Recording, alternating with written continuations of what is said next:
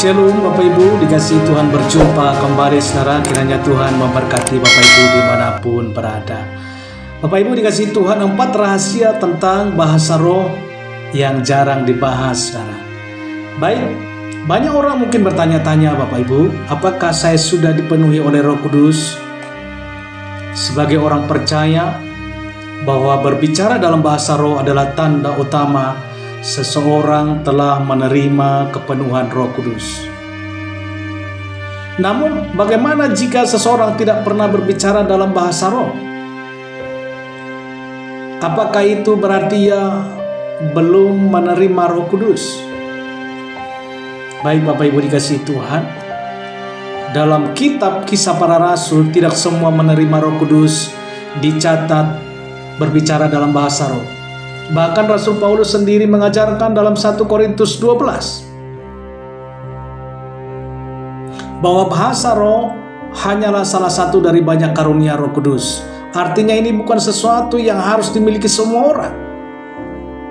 Jadi apakah bahasa roh benar-benar tanda utama dipenuhi oleh Roh Kudus? Atau ada rahasia lain yang jarang dibahas?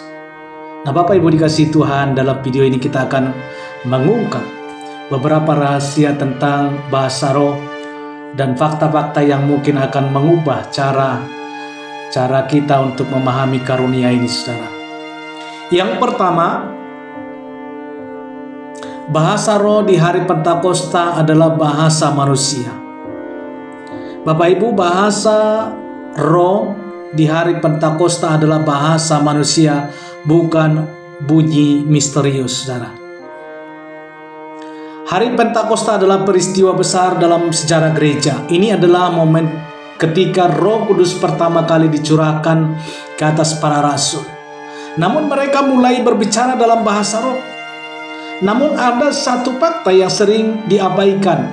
Bahasa roh yang diucapkan para rasul saat itu bukanlah suatu mistis yang tidak dimengerti, tetapi bahasa manusia yang nyata. Saudara, Kisah Para Rasul 2 ayat 5-6 mencatat bahwa orang Yahudi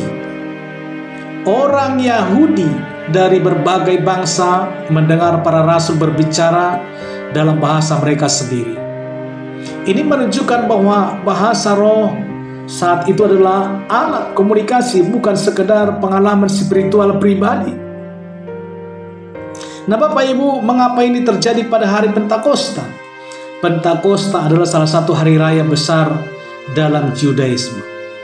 Orang Yahudi dari berbagai penjuru dunia berkumpul di Yerusalem untuk beribadah.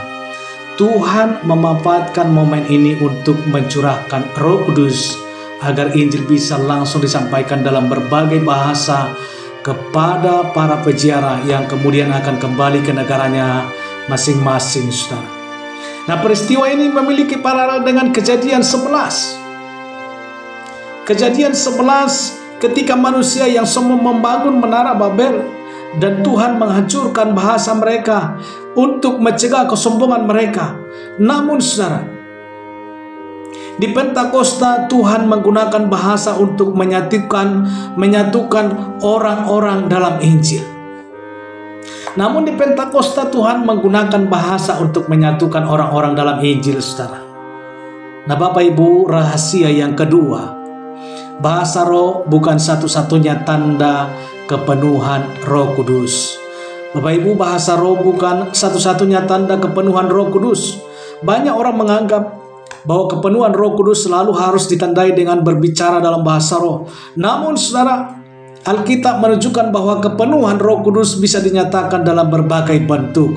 Misalnya, Yohanes Pembaptis, Elizabeth, Zakaria, dan bahkan Yesus sendiri dipenuhi oleh Roh Kudus, tetapi tidak ada catatan bahwa mereka berbicara dalam bahasa roh. Ia membuktikan bahwa kepenuhan Roh Kudus tidak selalu berhubungan dengan bahasa roh. Bapak Ibu dikasihi Tuhan, selain itu dalam Kisah Para Rasul, kepenuhan Roh Kudus sering dikaitkan dengan keberanian untuk memberitakan Injil, mendapat hikmat untuk menegur yang salah, serta menerima sukacita dan iman yang mendalam. Petrus misalnya berkhotbah dalam kuasa Roh Kudus dan 3.000 orang bertobat. Kisah Para Rasul 2 ayat 41. Namun ia tidak disebut berbicara dalam bahasa roh saat itu. Ini menunjukkan bahwa kepenuhan Roh Kudus bisa terlihat dari kuasa untuk bersaksi, bukan hanya dari karunia bahasa roh. Nah, Bapak Ibu, rahasia yang ketiga, bahasa roh memiliki dua bentuk dengan tujuan yang berbeda. Alkitab menunjukkan bahwa ada dua jenis bahasa roh. Yang pertama, bahasa roh sebagai alat penginjilan, seperti yang terjadi di hari Pentakosta. Yang kedua, bahasa roh sebagai doa pribadi yang membangun iman seseorang secara pribadi. Dalam 1 Korintus 14 ayat 2, Paulus berkata bahwa siapa yang berkata-kata dengan bahasa roh berbicara kepada Allah, bukan kepada manusia. Ini menunjukkan bahwa ada bentuk bahasa roh yang bersifat pribadi dan tidak dimengerti orang lain. Paulus sendiri berkata dalam 1 Korintus 14 ayat 15, aku akan berdoa dengan rohku, tetapi aku akan berdoa juga dengan akal budiku. Artinya, Bapak Ibu Saudaraku, bahasa roh bukanlah pengganti doa dengan kata-kata yang dimengerti, tetapi lebih sebagai pelengkapnya. Yang keempat, saudara, penggunaan bahasa roh dalam jemaat harus teratur. Jika bahasa roh adalah bentuk komunikasi pribadi dengan Tuhan, bagaimana dengan penggunaannya dalam ibadah jemaat? Rasul Paulus memberikan aturan yang jelas dalam 1 Korintus 14 ayat 27 sampai 28 itu. Jika Anda yang berkata-kata dengan bahasa roh dalam jemaat, harus ada yang menafsirkannya. Jika tidak ada yang bisa menafsirkannya, lebih baik orang tersebut berdiam diri dan berdoa dalam hatinya kepada Tuhan. Nah, mengapa demikian? Karena tujuan ibadah adalah untuk membangun dan meneguhkan iman bersama, bukan hanya pengalaman pribadi. Jika semua orang berbicara dalam bahasa roh tanpa kendali, maka jemaat bisa menjadi bingung dan orang yang baru datang bisa merasa aneh. Bapak Ibu Saudara, Paulus bahkan berkata dalam 1 Korintus 14 ayat 19, dalam pertemuan jemaat aku lebih suka mengucapkan 5 kata dengan akal budiku daripada 10.000 kata dengan bahasa roh. Ini menunjukkan bahwa dalam ibadah komunikasi yang jelas lebih penting daripada pengalaman spiritual yang tidak dimengerti oleh orang lain. Nah, Bapak Ibu dikasihi Tuhan, kesimpulannya, tanda terbesar kehadiran Roh Kudus adalah kasih. Meskipun bahasa roh adalah karunia yang luar biasa, Paulus menegaskan dalam 1 Korintus 13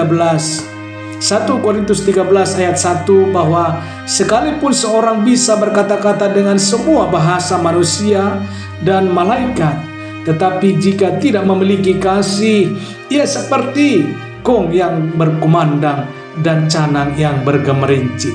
Artinya, Bapak Ibu, bahasa roh bukanlah tanda utama kepenuhan Roh Kudus.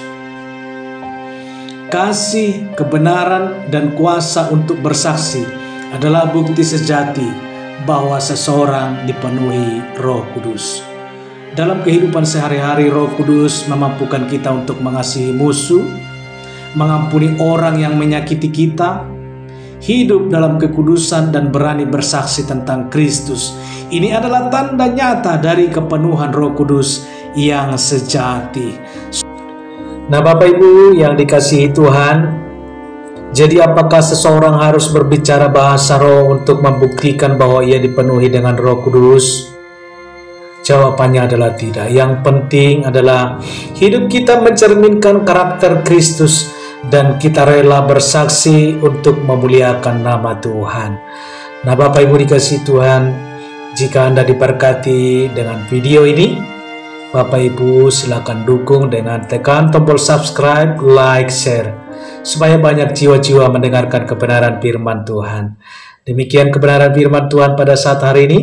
Tuhan Yesus memberkati dan sampai jumpa dalam video berikutnya. Haleluya. Haleluya. Amin.